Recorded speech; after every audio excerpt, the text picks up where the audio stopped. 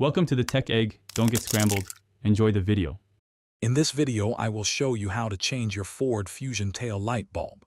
Replacing a tail light bulb is a straightforward task that you can easily do yourself with just a few basic tools. Before starting, make sure your car is turned off and the parking brake is set. You will typically need a trim removal tool or a flathead screwdriver, and of course, your new bulb. Let's get started and restore your vehicle's visibility. Now let's access those bulbs. First, open your trunk wide. You'll see an interior trim panel or carpeting on the side where the tail light is located. Gently remove any plastic fasteners or clips that secure this trim. A trim removal tool works best here to avoid damage. Once the fasteners are out, carefully pull back the carpeting to reveal the back of the tail light assembly and the bulb sockets. With the assembly exposed, identify the specific bulb socket you need to replace.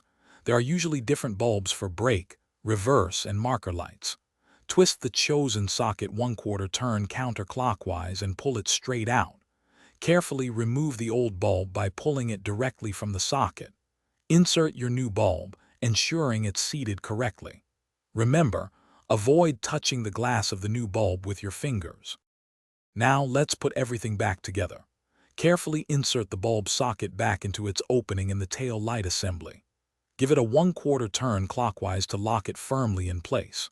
Once secured, reposition the trunk carpeting and reattach any fasteners or clips you removed earlier. Finally, turn on your vehicle, engage the parking brake, and test all your tail light functions, including brake lights, turn signals, and reverse lights, to ensure they are working perfectly. Thanks for watching. Consider subscribing if I helped unscramble your problems.